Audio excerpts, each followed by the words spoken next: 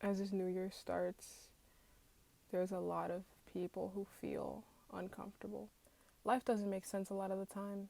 You know, we plan so much, constantly looking for stimulation and excitement, constantly looking for the next best thing is something that we can't stop doing, but it'll break us if we let it. From the moment that you entered high school, you felt like it was like a make or break situation.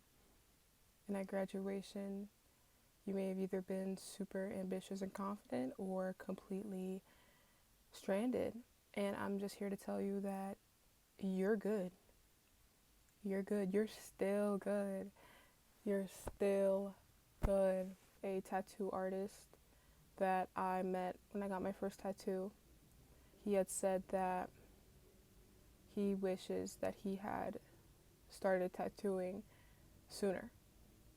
You know, he said that his primary years of his youth were spent, I guess, bullshitting, and he just wishes he would have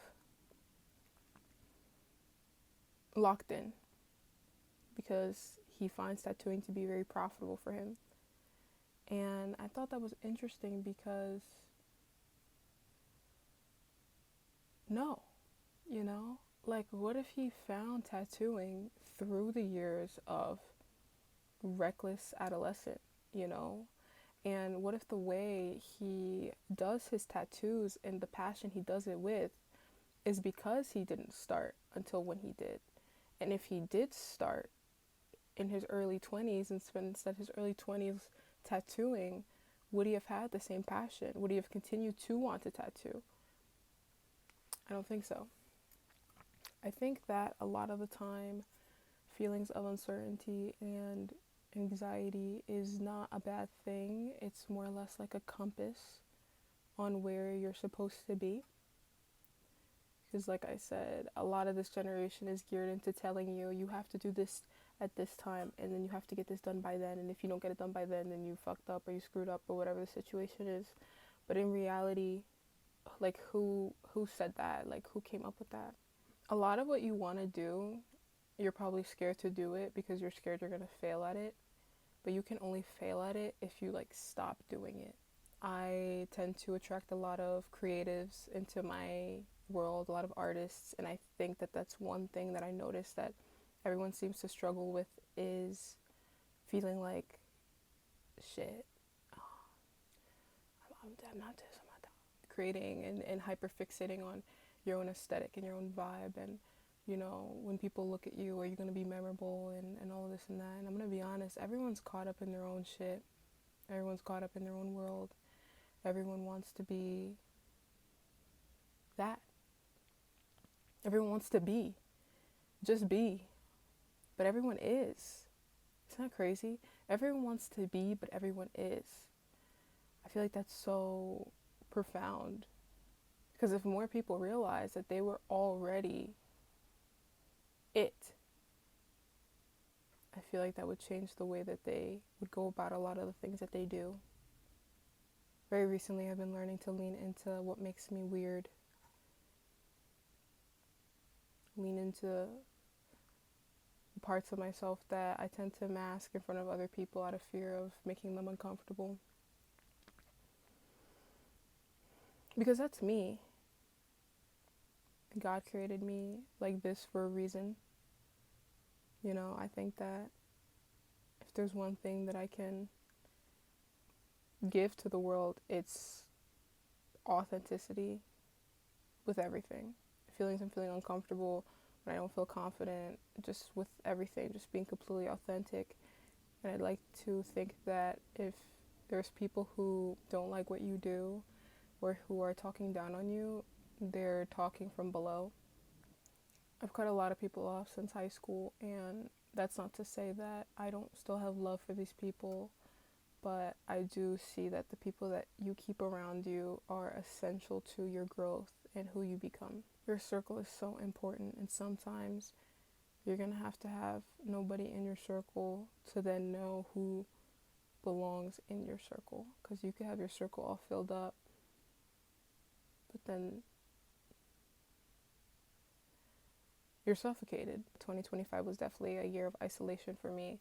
There were times that were really hard, you know, and feeling lonely. And I think that that's probably something that comes with being in this generation is loneliness and the illusion of connection through social media. And it's such a cliche because people will say it. Like I'll hear people talk about that, like being lonely, not having somebody there to talk to, and I'll think that it's like they're just saying that, like, yeah, everyone's lonely, but no, I believe everyone is lonely. Not everyone, but yeah, a lot of people are.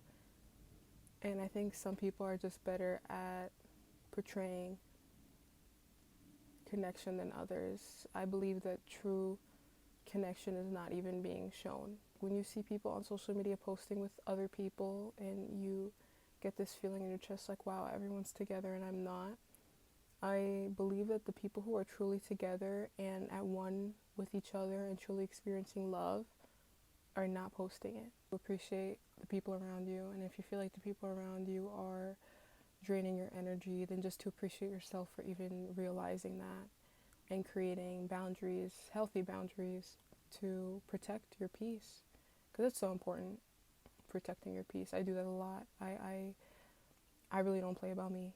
I really do not play about me. You can't play about you. If the whole world is going to try to play about you, make sure that you don't play about you. Your anxiety is lying to you.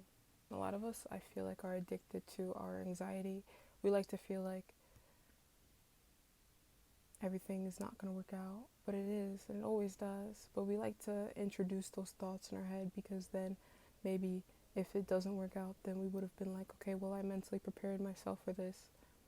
But who cares, you know? If it works out, great. If it doesn't, okay, then do it again. And if that doesn't work out, do it again, and then do it again, and then do it again. If you don't stop trying at something, then you never fail. You just keep getting better at it, regardless. Rejection is redirection. Everything that I've been rejected from in my life has been pivotal in me becoming who I am today, because what's for me shall not pass me. So why be caught up in identifying with rejection and assuming it has something to do with who I am as a person? The truth is that most of the things that make you scared and uncomfortable is exactly what you should be doing. If you let your mind tell you that you have to reach a place where you're confident enough to do it or you don't have any fear, I think that that's a slippery slope, because I don't think that there will ever be a time where you will be ready. Doing it scared, doing it tired, doing it, just making it, just doing that thing, being there, even if you're awkward, even if you're weird, even if people are judging you, just doing it because then you did it. And regardless of anything, you did it. And the only other side of that was you not doing it for what? A future occurrence where you feel like you're prepared enough to do it. I don't think that any amount of preparation could guarantee a flawless performance.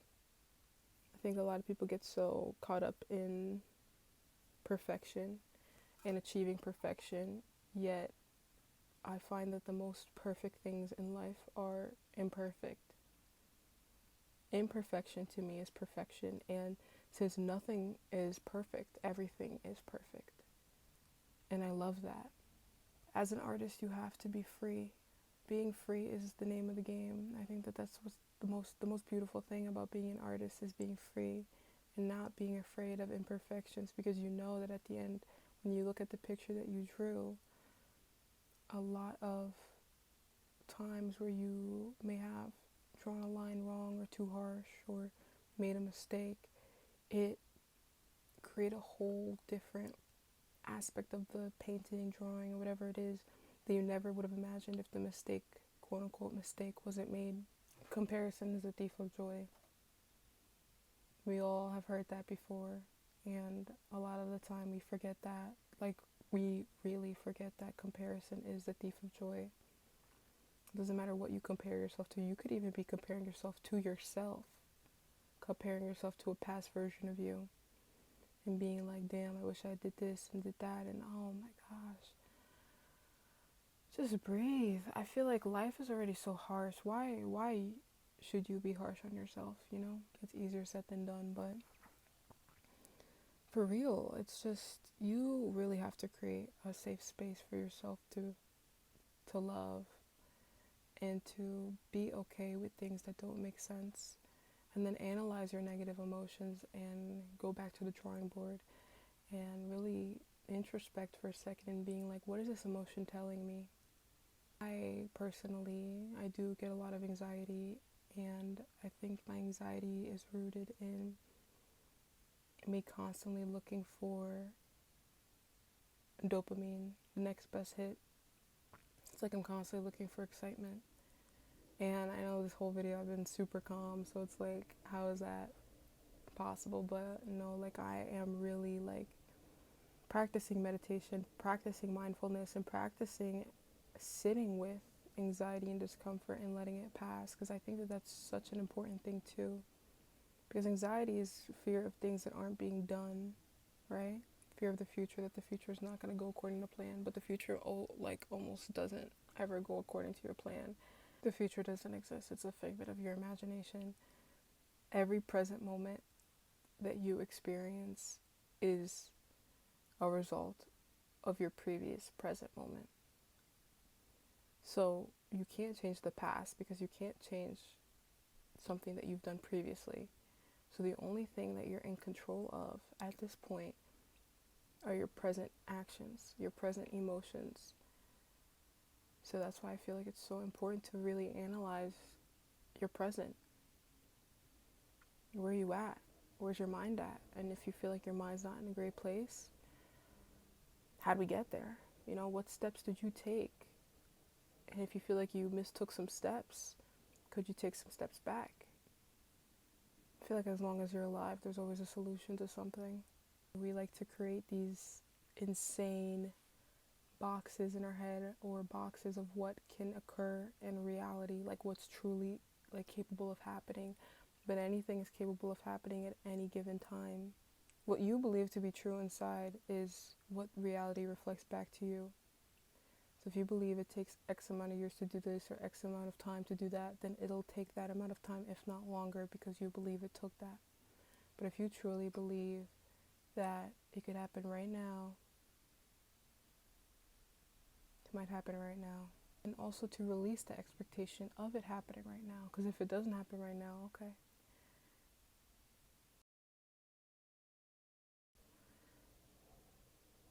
A lot of the time, people who are successful or society perceives as successful talk about that very thing, about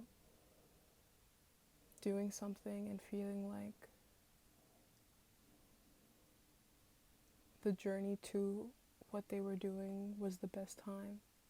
And once they accomplished everything that they set out to do, was when they started to feel lack. And I think that that's so interesting, because we're all chasing something, we're all running to something, and it feels like there's a time clock because life is impermanent. A lot of the things that you may be chasing are not really what you think you want. If you want money, you just want security. If you want fame, you just want recognition. And if you want a lot of people around you, you just want love. And all of these things don't need immense excess to achieve. You don't need millions of dollars to feel secure. You don't need paparazzi following your every move to feel recognized. And you don't need a million people around you to feel love. All of these things come from within you first. Why don't you feel secure within yourself? Why don't you feel love within yourself? Why don't you feel recognized within yourself? Are you showing yourself recognition? Are you showing yourself love? And are you showing yourself security? If you're not, then you're not going to be in the energetic alignment to truly attract the things that are meant for you. Not everything that you get the opportunity to do should be done just because it guarantees any of those things. Don't chase. And I think that that's really why money is the root of all evil, because money will really bring you into some bad places if you're desperate for it. A lot of the time, being so spontaneous makes us feel uncomfortable because we're like, no, that's not possible. I can't do that. I can't just quit my job and move and do all this stuff. I can't. Why? Because I need this or I need that, or because I'm doing this and doing it. Like, those are all restrictions that you place on yourself to keep you in the jail or box that you're in. You can do whatever it is that you want to do as long as it aligns with your moral code inside, you know? And even if it doesn't, maybe then it's time to change your moral code. What do you believe to be true? What limitations are you setting on yourself? And why do you think you can't break it? So I'd like to wrap this up, this beautiful time together, by saying, do it tired, do it uncomfortable, do it stressed, do it anxious, do it scared. Just do it. Just do it. Just do the thing.